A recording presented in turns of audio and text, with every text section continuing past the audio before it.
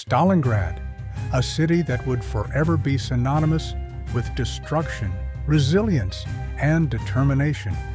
6 grueling months where Nazi Germany and the Soviet Union clashed in one of history's bloodiest battles. But Stalingrad was not merely another front in the war. It was the linchpin on which the future of World War II would pivot.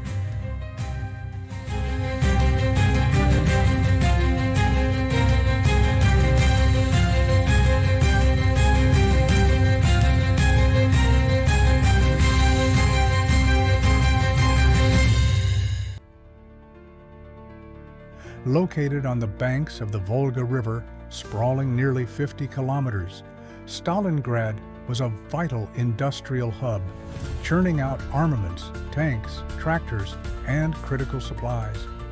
Its fall would sever critical Soviet supply routes and grant the Nazis access to the Caucasus region's vast oil reserves, particularly the oil fields near Baku. But for Adolf Hitler, this was about far more than military strategy. Hitler saw conquering Stalingrad as a symbolic blow to Stalin, capturing a city named after his arch-enemy. In private, he declared that Stalingrad must be held at all costs, setting the stage for one of history's fiercest confrontations. Directive Number 41, initiated on April 5, 1942, was Hitler's ambitious plan to dominate the Soviet Union's southern front and capture the crucial oil-rich territories.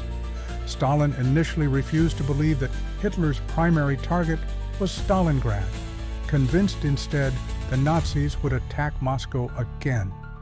But as German forces advanced relentlessly toward the Volga, Stalin realized the gravity of his miscalculation.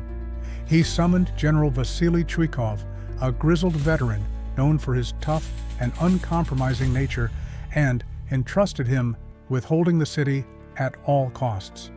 In summer 1942, Operation Blue thundered into motion. The Luftwaffe conducted ruthless bombings, devastating the city.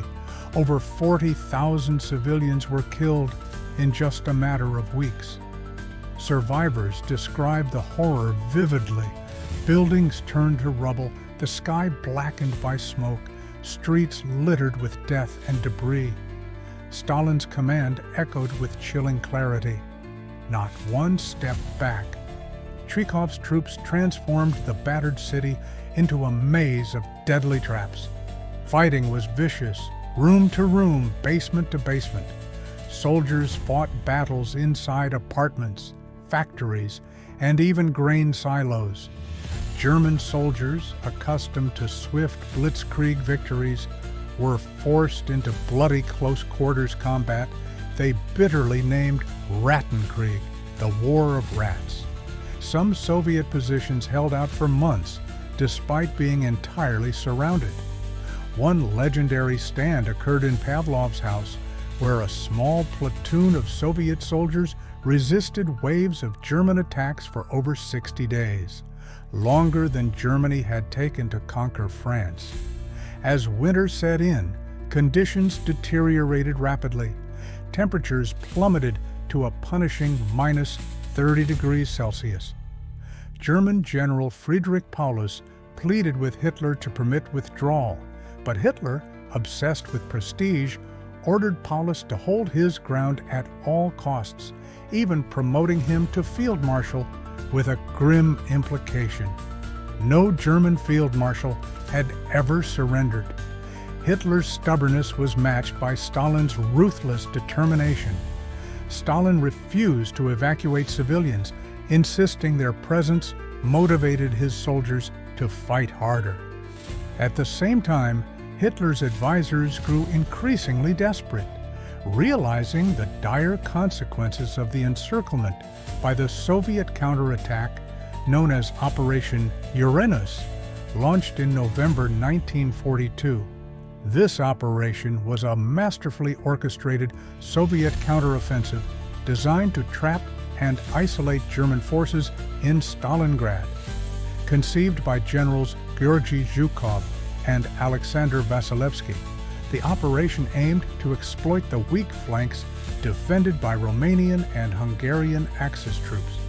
Using surprise, speed, and overwhelming numerical superiority, Soviet troops rapidly encircled German forces, completely severing their supply lines.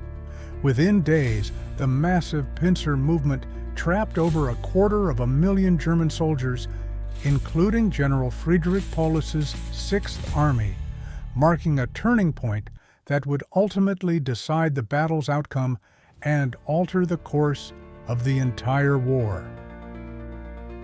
Trapped and starving, in February 1943, Field Marshal Paulus surrendered.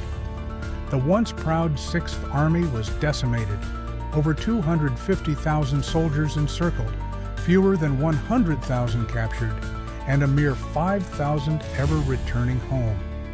Hitler flew into a rage upon hearing the devastating news of the Sixth Army's surrender.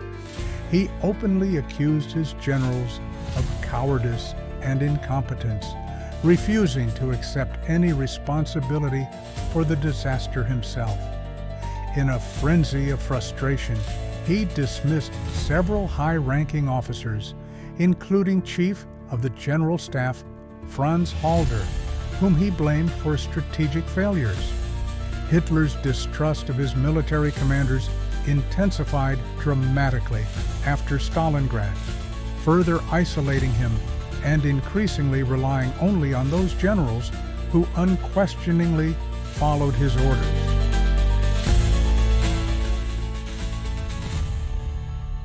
The victory at Stalingrad wasn't just strategic, it was psychological. News of the defeat spread globally, profoundly impacting leaders across the world. British Prime Minister Winston Churchill, upon hearing the news, declared it a turning point that heralded eventual victory, urging his nation to continue fighting with renewed vigor. U.S. President Franklin D. Roosevelt recognized the significance immediately, acknowledging that the momentum had decisively shifted. General George Marshall and General Dwight D. Eisenhower recalibrated their strategies, emboldened by the Soviet triumph and determined to capitalize on Germany's weakening position. This worldwide reaction uplifted the Allies' morale dramatically, simultaneously shattering German confidence.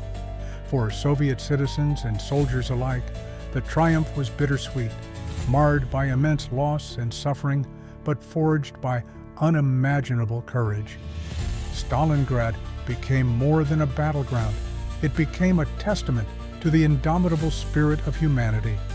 Stories of individual bravery, sacrifice, and resilience still echo today in the memorials that dot the city now known as Volgograd. Stalingrad delivered a timeless message. In the blackest hours, the resolve of ordinary men and women can steer the course of history. The battle proves that war's effects stretch well beyond tactics and politics, echoing in the very depths of the human spirit.